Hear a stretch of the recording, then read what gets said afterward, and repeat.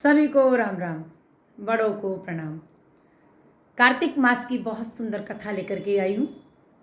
नारद जी ने कहा, एक समय जलंधर पत्नी सहित असुरों से सम्मानित हो सभा में बैठा था तो परम कीर्तिवान श्री शुक्राचार्य जी वहां पहुंचे, जिनके तेज से सब दिशाएं प्रकाशित हो गई। गुरु जी को आता देख असुरों सहित सागर पुत्र ने उठकर बड़े आदर से उनको प्रणाम किया। तेजस्वी शुक्राचार्य जी ने सबको आशीर्वाद दिया, फिर एक आसन पर बैठकर सब दैत्य भी यथा स्थान पर बैठ गए और सागर पुत्र ने नम्रता से प्रश्न किया, हे गुरु जी, राहु का सिर किसने काटा था? आप हमें ये बताइए। इस पर शुक्राचार्य जी ने विरोचन पुत्र हिरण्यकश्यप और उसके धर्मात्मा पौत्र का परिचय देकर देवताओं और असुरों द्वारा समुद्र मंथन का संक्षेप में सब कथा कहकर ये बतलाया कि जब समुद्र से जब अमृत निकला तो उसे देव रूप से राहु पीने चला गया। इस पर इंद्र के पक्षपाती भगवान विष्णु ने राहु का सिर काट डाला। यह सुनने के साथ ही जलंधर के नेत्र लाल हो गए और उसने बड़ा क्रोध किया। फिर उसने अपने धस्मर नामक दूत को बुलाकर गुरु का कहा हुआ ये वृत्तांत सुनाया और उसे ये आज्ञा दी कि तुम शीघ्र ही इंद्रपुरी में जाकर इंद्र को मेरी शरण में लाओ।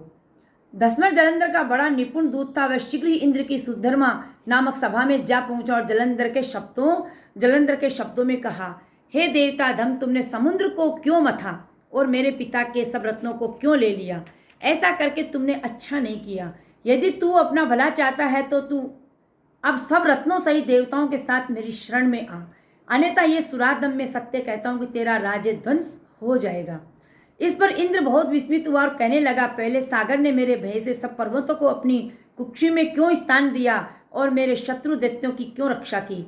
इसी कारण मैंने उनके सब रत्न हरण किए हैं। मैं भी सत्य कहता हूं कि मेरा द्रोही सुखी नहीं रह सकता।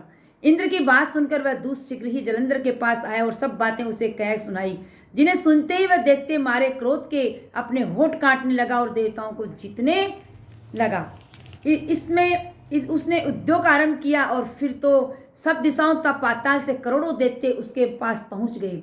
शंभु निशंभु सेनापतियों का साथ लेकर जलंधर इंद्र से युद्ध करने लगा। शीघ्र इंद्र के नंदन वन में उसने अपनी विशाल सेना उतार दी। वीरों की शंख ध्वनि और घोर गर्जन से इंद्रपुरी गूंज उठी।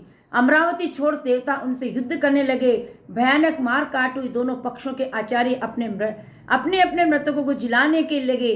असुरों के आचार्य गुरु शुक्र अपनी मृत संजीवनी विद्या से और देव गुरु बृहस्पति द्रोणागिरी से औषधि लाकर मुर्दों को जिलाते रहे। इस पर जलंधर ने अपने गुरु शुक्राचार्य जी से क्रोध होकर में कहा, मेरे हाथ से मरे हुए देवता जी कैसे जाते हैं? जिलाने वाली विद्या तो सब आपके पास है, फिर ये क्या बात है? इस पर शुक्राचार्य जी ने देवगुरु से बृहस्पति से कहा कि द्रोणागिरी से औषधि लाकर देवताओं को जिलाने की बात कह दी। ये सुनकर जलंधर और भी क्रोध हो गया। श्री शुक्राचार्य जी ने कहा, क्रोध क्यों होते हो? यदि शक्ति हो तो द्रोणागिरी पर्वत को उखाड़कर समुद्र में फेंक दो, तब मेरे कथन की सत्यता प्रमाणित हो जाएगी। इस पर जलंधर क्रुद्ध होकर शीघ्र ही द्रोणागिरी पर्वत के पास जा पहुंचा और अपनी भुजाओं द्वारा उसे जड़ से उखाड़कर समुद्र में फेंक दिया। ये भगवान शंकर का तेज था, इसमें जलंधर की कोई विचित्रता नहीं। पश्चात ये सागर पुत्र युद्ध भूमि में आकर बड़े वेग से देवताओं का संहार करने लगा। जब बृहस्पति औषधि लेने के लिए द्रोणागिरी पर्वत पर पहुंचे तो द्रोणागिरी की जगह वहीं पर उन्हें सुना मैदान मिला तो वह भयभीत होकर देवताओं के पास आए और कहा कि युद्ध बंद करो, तुम लोग जब अब जलंधर को नहीं जीत सकोगे। पहले इंद्र ने जो भगवान शंकर का अपमान किया था, ये उसी का फल है। ये सुनकर देवता युद्ध की आशा त्याग अत्यंत ही व्याकुल हो इधर उधर भाग निकले। सिंधु सुत निर्भय होकर अमरावती में प्रविष्ट हो गया। इंद्र आदि देवताओं ने गुफाओं में शरण ली। इसके आगे की कथा अगले अध्याय में। श्रीमन्नारायणी नारायणी नारायण।